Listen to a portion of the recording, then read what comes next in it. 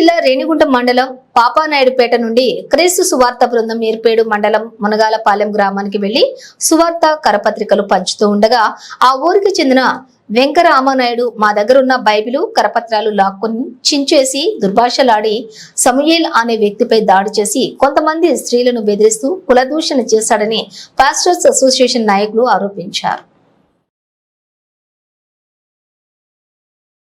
విషయమై Yerpedu police station లో సిఐకి ఫిర్యాదు చేయగా వారు కేసు నమోదు చేశారని, అయితే మాపై దాడి చేసిన పెమ్మాని వెంకటరమణ అతని భార్య చేత మా నలుగురిపై తప్పుడు కేసు పెట్టించాడని, నిజానిజాలు తెలుసుకోకుండా ఏర్పేడు మండలంలో మత మార్పిడి జరిగిపోతోందని చెప్పి బీజేపీ నాయకులు ఏర్పేడు పోలీస్ స్టేషన్ ముందు ధర్నా చేయడం విడ్డూరంగా ఉందని రేణిగుంట పాస్టర్స్ అసోసియేషన్ నాయకులు, తిరుపతి జిల్లా పాస్టర్స్ అసోసియేషన్ నాయకులు తీవ్రంగా ఖండించారు.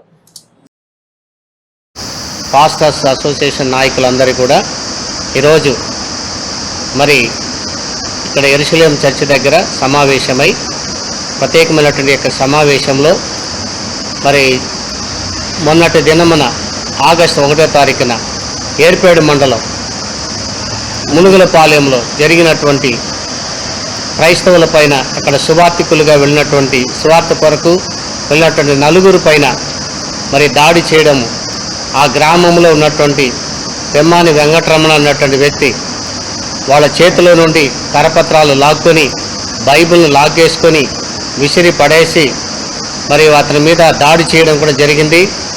ఆ దాడిని బట్టి మరి దాడి మాత్రం కాకుండా కుల దూషణ కూడా చేయడం జరిగింది.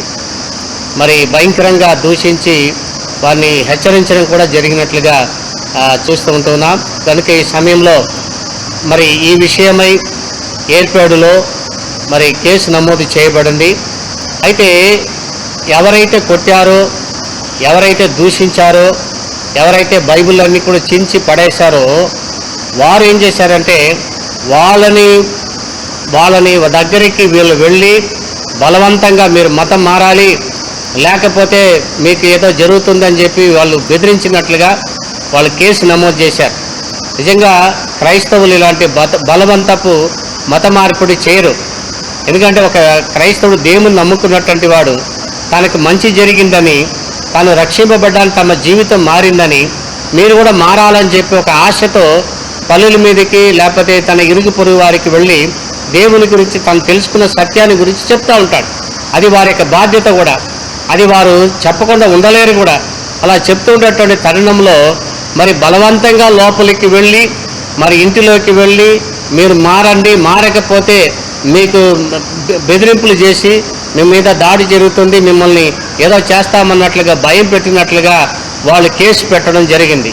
దీనిని ఆసరా చేసుకొని బీజేపీ నాయకులు నిన్నటి దినమున దౌర్జన్యముగా బలవంతపు మత మార్పిడి పాల్పడినటువంటి వారిని కఠిన చర్యలు తీసుకోవాలని వారు చెప్తూ ఉండడము, ఒక అబద్ధానికి వీళ్ళు ఒత్తాస పలకడం అన్నటువంటిది, ఒక మత పార్టీ అయినటువంటి వారు వచ్చి వారికి ఒక అబద్ధానికి ఒత్తాస పలకడం అన్నటువంటిది వారి వివక్షణ జ్ఞానానికి మేము విడిచిపెడుతుంటున్నాం. అది సరైనటువంటి పద్ధతి కాదు.